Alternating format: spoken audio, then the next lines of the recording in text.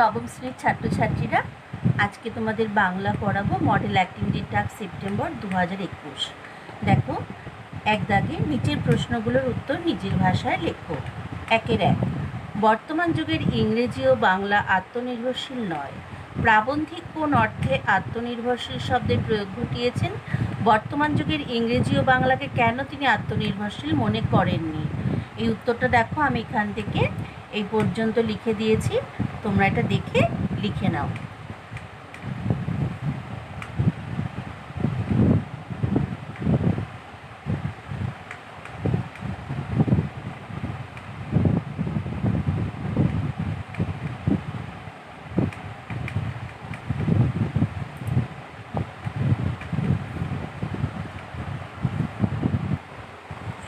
এবার দেখো, আমরা 1-2 প্রশ্নে চলে আসছি। আমি এই ঘাসে বসে থাকি। কোন সময় কবি ঘাসে বসে থাকেন? তখন প্রকৃতির কেমন রূপ তার চোখে ধরা পড়ে। দেখো, উত্তরটা এখান থেকে এই পর্যন্ত আমি লিখে দিয়েছি, তোমরা দেখে লিখে নাও।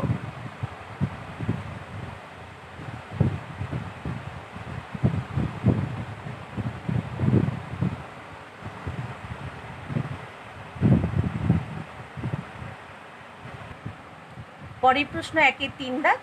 দেখো, কিন্তু বিঘ্নও আছে বহু। পত্রলেখক স্বামী বিবেকানন্দ ভগিনী নিবেদিতাকে কিরূপ বিঘ্নের কথা জানিয়েছেন? উত্তরটা এখান থেকে এই পর্যন্ত।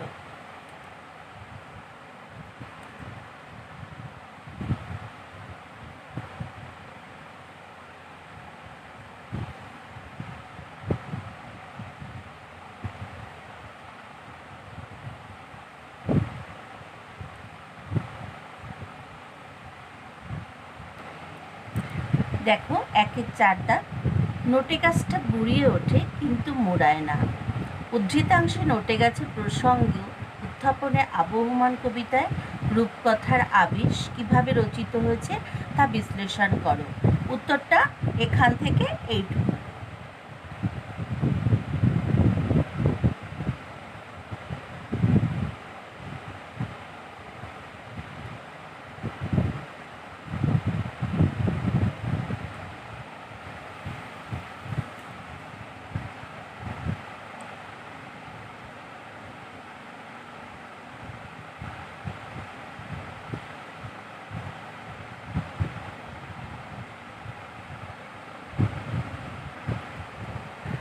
এবার দেখো, 1-5 দাগে আছে, আর আহারের সংস্থান রহিল না।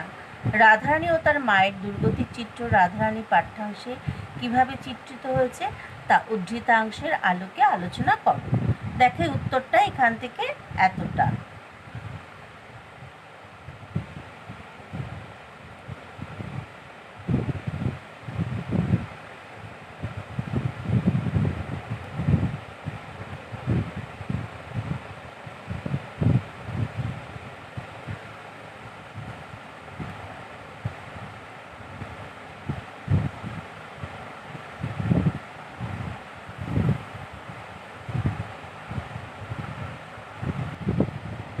দেখো, 1-6 আছে, কনভার্স যে এখন সাধারণ কাকের থেকে নিজেকে আলাদা রাখতে চায় তার স্পষ্ট প্রমাণ আজকে পেলাম।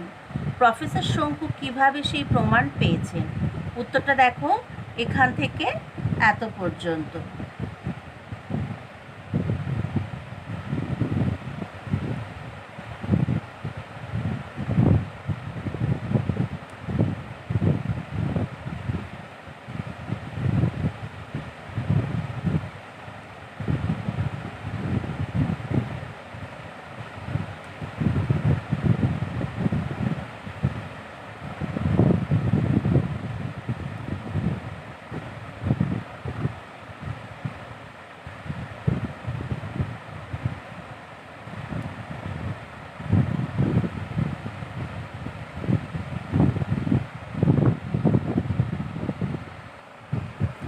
এবার দেখো, 2 দাগে নিচের ব্যাকরণগত প্রশ্নগুলোর উত্তর দাও।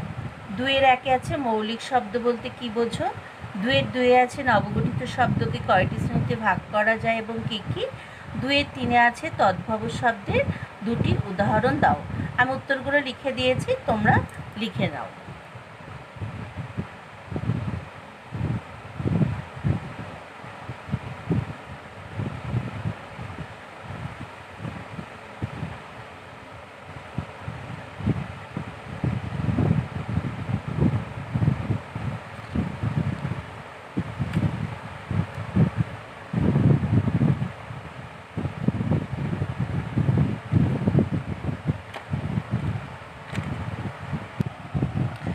2-এর 4 দাগে আছে দেশি শব্দকে অজ্ঞাতমূল শব্দ বলা হয় কেন? দেখো উত্তরটা হবে এখান থেকে এতটা, তোমরা দেখো। তারপরের প্রশ্ন আছে 2-এর 5-এ তুর্কি এবং ওলন্দাজ শব্দভাণ্ডার থেকে বাংলায় গৃহীত হয়েছে এমন দুটি করে শব্দের উদাহরণ দাও।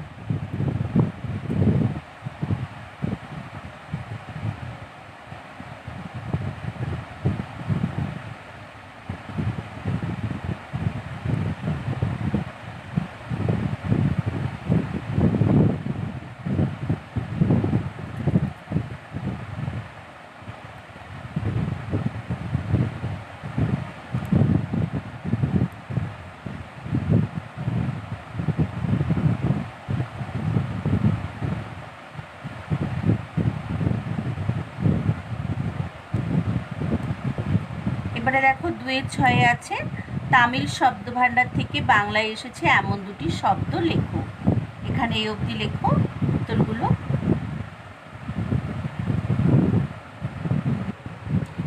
এবার দেখো 2-এর 7-এ নির্দেশ অনুযায়ী মিশ্র বা সংকর শব্দ তৈরি করো। প্রথমে দেখো ইংরেজি যোগ বাংলা, পর্তুগিজ যোগ হিন্দি, তৎসম শব্দ যোগ বিদেশি প্রত্যয়, এগুলো আমি সব করে দিয়েছি, তোমরা দেখতেই পাচ্ছ, এগুলো লিখে ফেলো। 2-এর 8-এ দেখো ইংরেজি থেকে অনুবাদের মাধ্যমে বাংলায় গৃহীত হয়েছে এমন দুটি শব্দ উল্লেখ করো। নিউজ পেপার হচ্ছে সংবাদপত্র, রিস্ট ওয়াচ হচ্ছে হাতঘড়ি। দেখো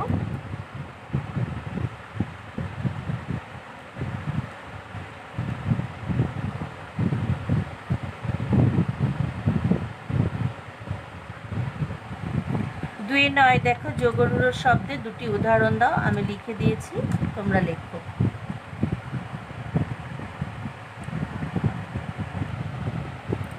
2-এর 10-এ দেখো গুণবাচক বিশেষ্যযোগে একটি বাক্য রচনা করো, এখানে করা আছে। 2-এর 11-তে দেখো ক্রিয়া বিশেষণের দুটি গঠন রীতি নির্দেশ করো, এখানে করা আছে, দেখো।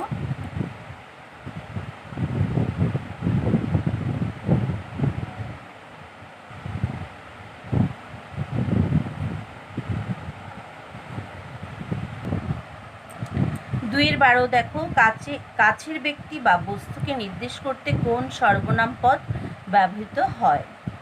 সামীপ্যবাচক সর্বনাম। 2-এর 13-তে দেখো একটি তৎসম অব্যয় এবং একটি খাঁটি বাংলা অব্যয়ের উদাহরণ দাও, দুটোই আমি পরপর লিখে দিয়েছি, তোমরা করো।